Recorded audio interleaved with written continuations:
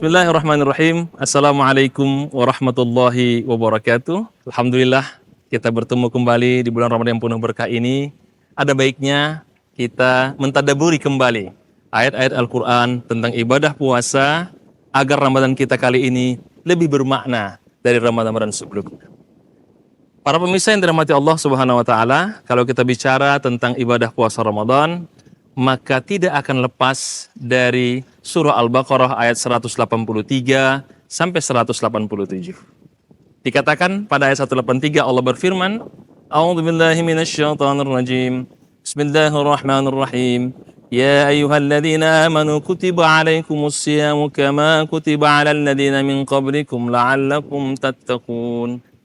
Para pemirsa yang dirahmati Allah Subhanahu wa taala, kalau kita terjemahkan ayat ini sesuai dengan terjemahan Kementerian Agama, apa maknanya? Hai orang yang beriman, diwajibkan atas kalian ibadah puasa Ramadan, sebagaimana ibadah puasa ini telah diwajibkan atas umat sebelum kalian, agar kalian menjadi orang yang bertakwa. Kalimat ibadah ini dilakukan oleh umat sebelum kalian. Dikomentari oleh salah seorang mufassir kontemporer, Profesor Dr. Muhammad Said Tontowi, dalam tafsir Al-Wasid yang juga sebagai Grand Syekh Al-Azhar mengatakan, setidaknya ada 3 hal kenapa Allah mengatakan ibadah ini adalah ibadah yang sudah ada pada umat sebelumnya.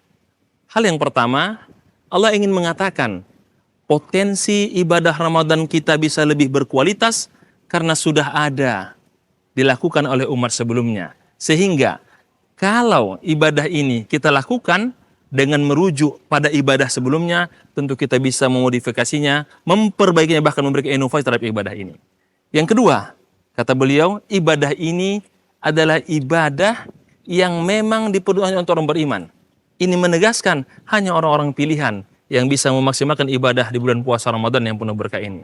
Faedah yang ketiga, Allah telah menjamin kita sebagai umat terbaik, maka insya Allah kualitas itulah yang memastikan kita sebagai umat terbaik dengan ibadah dan kualitas yang terbaik. Para pemirsa, sahabat Tribun yang dirahmati Allah Subhanahu wa taala, kalau kita lihat akhir daripada kalimat ayat ini, la'allakum tattaqun, agar kalian bertakwa. Dan kalau kita telusuri ayat 187, la'allahum yattaqun, ada rahasia besar.